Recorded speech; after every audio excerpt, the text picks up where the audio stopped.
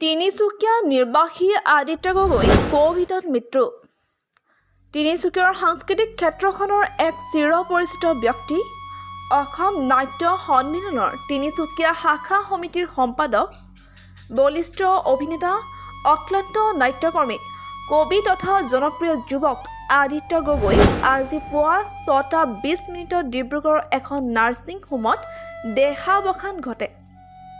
মাত্ৰ এমাহৰ পূৰ্বে নিজৰ জ্যেষ্ঠ ভাতৃ তথা স্থানীয় জনপ্ৰিয় শিল মুকুল গগৈক হেৰুওৱা আদিত্য গগৈ মৃত্যুৰ সময়ত বয়স আছিল প্ৰায় 48 বছৰ। তিনিচুকীয়াৰ গেলাপুখুৰী অঞ্চল নিৰ্বাসী আদিত্য গগৈ কোভিডত আক্ৰান্ত হৈ বিগত কিছুদিন ধৰি চিকিৎসাধীন হৈ আছিল। শেহতীয়াকৈ তেওঁ কোভিডমুক্ত হৈছিল যদিও কোভিডোত্তৰ জটিলতাত অৱশেষত মৃত্যুক সাৱটিব লগা হ'ল। অগ্ৰণী সাংস্কৃতিক কৰ্মীজনৰ মৃত্যুৰ বাতৰিয়ে সমগ্ৰ তিনিচুকীয়াত শোকৰ ছাপ পেলাইছে।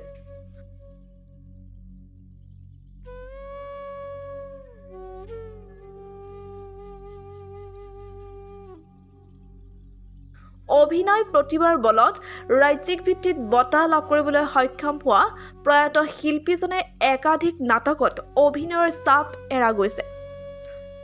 গীটাৰ বাদক ৰূপে সংগীতৰ ক্ষেত্ৰখনতো দখল থকা গগৈ আছিল এজন প্ৰতিষ্ঠিত ভাওনা শিল্পী। প্ৰকৃতাৰ্থত এজন শিল্পী মনৰ অধিকাৰী আদিত্য গগৈ সবল নেতৃত্বতে কিছুদিন পূৰ্বে অসম নাট্য সন্মিলনৰ সমাৰপীঠ মণ্ডলৰ পূৰ্ণাংগ নাট্য প্ৰতিযোগিতা অনুষ্ঠিত হৈছিল।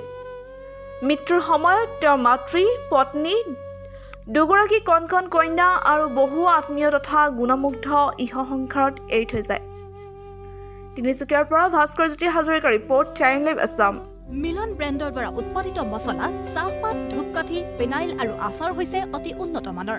অসমৰ প্ৰতিখন জিলাত ডিলাৰ আৰু ডিষ্ট্ৰিবিউটৰৰ বাবে যোগাযোগ কৰক।